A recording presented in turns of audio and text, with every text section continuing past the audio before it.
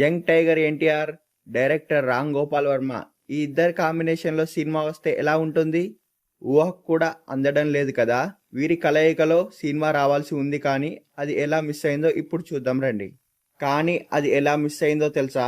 అయితే ఎన్టీఆర్ గారి కెరీర్ ప్రారంభ దశలో వరుస విజయాలతో దూసుకుపోతున్నాడు. వరుసగా సినిమాలు సక్సెస్ తగులుతున్న తారక్ కెరీర్కు బ్రేక్ ఇచ్చింది మాత్రం సింహాద్రి సినిమానే. ఈ సినిమా బ్లాక్ బస్టర్ హిట్గా నిలిచింది.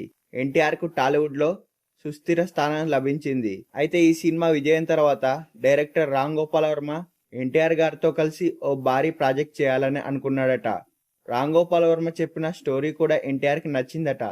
సినిమా చేయాలని కూడా అనుకున్నట్టు సమాచారం. జూనియర్ ఎన్టీఆర్ గ్రీన్ సిగ్నల్ కూడా ఇచ్చినప్పటికీ ఈ సినిమా ప్రీ ప్రొడక్షన్ దగ్గరే ఆగిపోయిందట.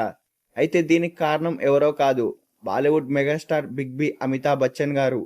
ఇండస్ట్రీ వర్గాల సమాచారం ప్రకారం ఎన్టీఆర్తో చేయాల్సిన ఆ సినిమా ప్రీ ప్రొడక్షన్ దశలో ఉన్నప్పుడు రామ్ గోపాల్ వర్మకి అమితాబ్ బచ్చన్ నుంచి ఆఫర్ వచ్చిందట. దీంతో ఎన్టీఆర్ సినిమాను ఆపేశాడు ఆర్జీవి గారు. అమితాబ్ బచ్చన్ డేట్స్ దొరకడంతో ఆ సినిమా చేయడానికి ఫిక్స్ అయ్యాడట ఆర్జీవి గారు.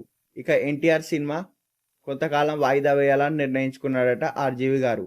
ఎన్టీఆర్ కూడా అంగీకరించినప్పటికీ ఆ తర్వాత వర్మ పూర్తిగా బాలీవుడ్ వైపు వెళ్ళిపోవడం, అక్కడ వరుస సినిమా ఆఫర్లు రావడంతో ఆ ప్రాజెక్ట్ గురించి ఎటువంటి చర్చ జరగలేదు. దీంతో ఎన్టీఆర్ ఆర్జీవి కలయికలో రావాల్సిన సినిమా అలా మిస్ అయిందట.